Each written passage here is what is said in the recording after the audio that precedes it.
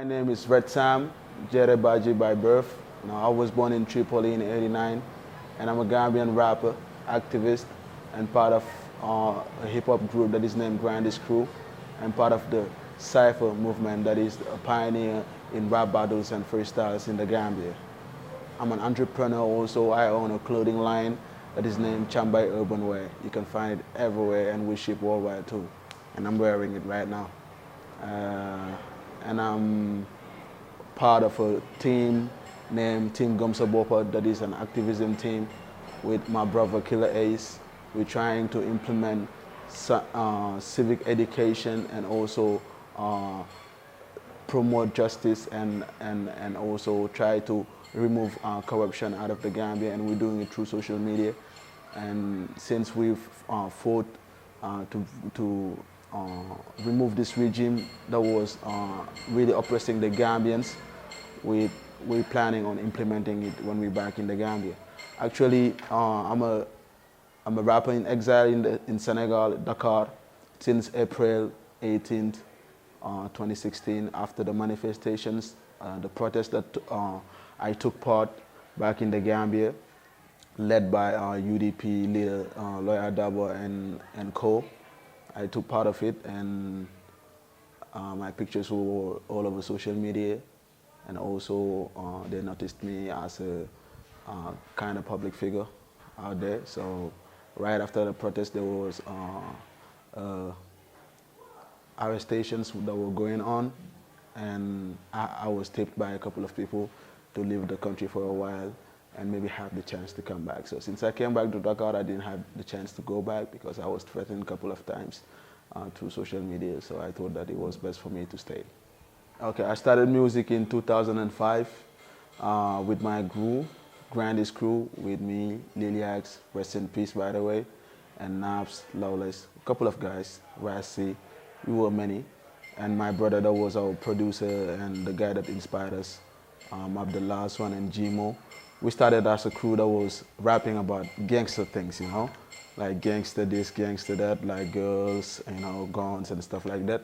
But as we were getting older, we started realizing that life wasn't about that. There's a lot of issues, and also the element of hip hop that is rap was an element of talking about the oppressed, fighting for justice, and also putting an image out there that promotes black culture, So I decided to move to conscious rapping and talking about issues of my society, of my community, and also endorse activism at the same time. So actually, most of the time my songs are about how to make life better, how to fight corruption, how to promote justice, and also how to support each other as brothers. Actually, as a crew, I already have in the market 5 projects. It's like mixtape and net tapes and all that, and with more than 200 tracks recorded. I've also been part of a couple of awards, and also made a lot of music videos back in the Gambia. And as a solo artist, I had one solo project that in my name that was out, and that was named I Saw the EP, that was out in 2014. So actually, I'm really active in my music, and it's a full time job that I'm doing. Yeah, actually, how I took part of the manifestations, I got a call from here, from Senegal, that was telling me that there is a protest that was going on. So actually, I contacted a couple of guys of the Cypher movement, my movement, to tell them, okay, like we have to gather somewhere, meet somewhere, and then to take part of the protest that was going on. So actually, they were like, okay, what is it actually, what was actually going on? And I had to explain to them that this and this and this was going on, and that we have to stand for our country. And they were down. So we meet somewhere, and we left. When we left to Lawyer Dabo's place to meet, and he was having a conference, and we stood there and listened to him, and we went with him, we went together with him. As we were walking about 300 meters, then the military came in front and at the back. First of all, they shot 2 shots in the air to scare us, but we stood. And we were pushing, those at the front of us, we were pushing But Lawyer Dabo was insisting that he wants no violence, like we shouldn't throw stones or whatever. It was a peaceful protest, so we did it as he said, you know. But as time goes, they started attacking the leaders that were in the front, the old guys, you know, we couldn't stand it, so we started grabbing stones and throwing them. That's when they started throwing tear gases and stuff like that. So I had to run for my life. I had to run for my life. Otherwise, right now I'll be arrested, I'll be in jail, or I'll be dead right now. Yeah. We were asking for the body of Solo Sandeng that was presumed dead, because he was the one that started up the protest 2 days before that protest happened. So we were asking for the body of Solo Sandeng, dead or alive. That was actually at the protest. It was a peaceful one, you know. We were not cursing, we were not throwing stones, we were not being violent. It was a peaceful one. We were just saying we need Solo Sandeng, dead or alive. That was then the slogan of the protest. And we got attacked and we got beaten up. We got you know, some people got tortured along the way till they lost their life there. So normally I don't really like taking credit, but I think that my social activism contributed a lot in waking up the conscience and also pushing people to be involved into politics, because politics is part of our daily life, you know. If you don't involve yourself into politics, whatever happens in a country, you shouldn't be talking, because anything that involves around your life, it's politics, you know, like the electricity, the water, everything, you know, like, okay, the salaries, everything is politics, because the people that are at the head are the ones that decide how much money they have to pay to the people working, how much light people have to have, how much water people have to have.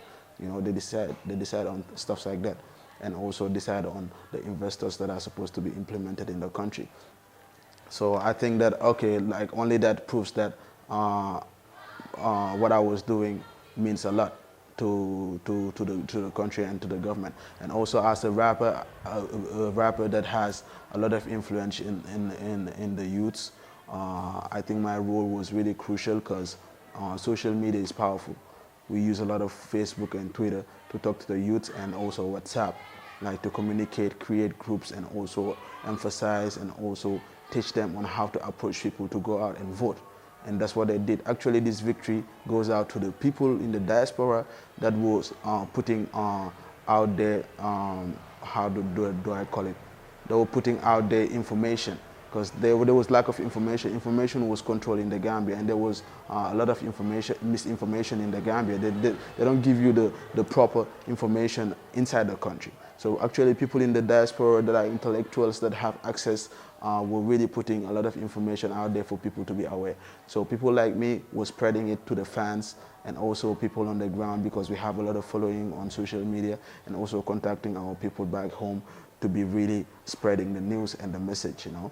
So I think that what I was doing as a rapper and a social activist was crucial, because my following reflected the reality today, because the youth stood and we had victory through that. I released a song named Power of Freedom, Dafa Doy, and the video just a month before the elections to push people to see the reality and to hear the lyrics and know that this is an oppressor, this is a dictator. Like, you know, he's like Machiavelli, he devised to rule, he's a tribalist, he's a killer, he's a torturer, he's a rapist. So that really reflected the situation of the Gambia. And when people saw the video, they were really touched. First of all, it was the song. When they heard the lyrics and everything like that, they were so interested in knowing what is actually going on in the country right now. So right after that, when I released the video, it really emphasized on the realities of the country. So they decided to do it to make sure that when the election comes, they will go out there and vote against the government. So things like that. And also my brother Killer Ace with his first song, Kubaka Sigetagi, same thing. So we have a following, and that following really reflects today the freedom that we have. Yeah, because Gambians were ready, you know, the army was ready. That I have to give a shout out, by the way. They did something great, a great job by defending the people instead of defending Yaya Jammeh's interests. Everybody was tired, you know. We had poor salaries and stuff like that. Everybody wasn't comfortable with that lifestyle, you know. So it's a good thing that they took responsibility not to be on his side. but also he had no choice because the Gambians were ready for change. You know, you can even see that in the last days of the campaign that wherever he calls for a campaign, nobody shows up. Everybody was following the coalition and everybody was jovial and also like endorsing the coalition. So at the end of the day, he had no choice. He had to leave. I followed everything from the beginning to the end, and I was so involved. Like I had sleepless night.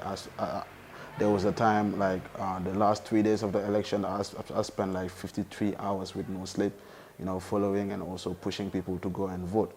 Because normally, like we really didn't believe that voting will oust Yahya Jammeh out, but it did. Yeah, actually, I'll be working on my solo project, you know, doing, continue to rap and also exposing more of the situation and the lifestyle back home and also promoting peace, love, you know, peace, love, because it's really important to promote peace and love, not always to talk about the ugly things of the society. I'll keep on doing that. I'm working on a project named Delight, like it's a part album. Maybe it could be an EP too, like extended play. And also on my urban wear, my clothing line, I really put a lot of energy into it, and also work on the tourism area because I was having a bar and restaurant, and I think that the hospitality side also is really important because the number one income of our economy is tourism. So we have to really focus on that side too. I'll keep on doing my thing. And also civic education with the team that we will implant, Team Gomsa Bopa.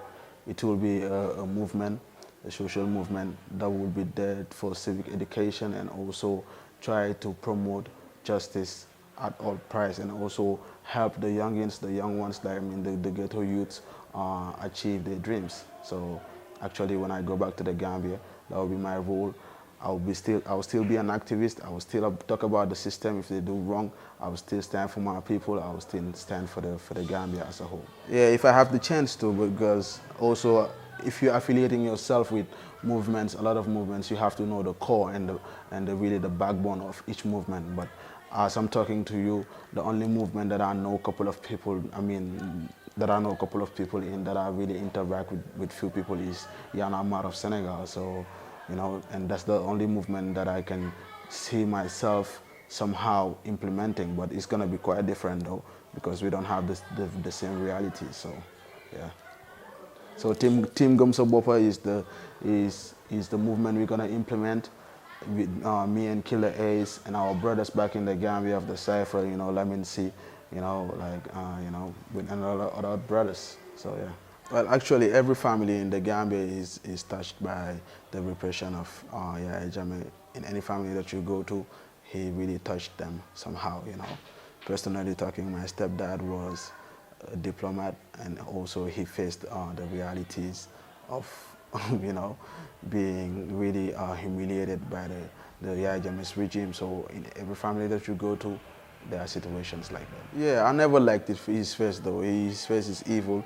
I never liked it, and I never liked seeing it around the billboards and everywhere. Because in the Gambia, everywhere you go, you see billboards of Yahya Jammeh, you know. The companies used to print his billboards and put it in every corner. So in everywhere that you go, you see billboards. So hopefully when I return and I don't see his face, actually you know, I'll be really happy, you know, because I think he's gone. I don't even want to hear his face, his voice, sorry. I don't even want to see his face again. So it's a good feeling that he's gone, you know. I hope he rots in hell. Yeah.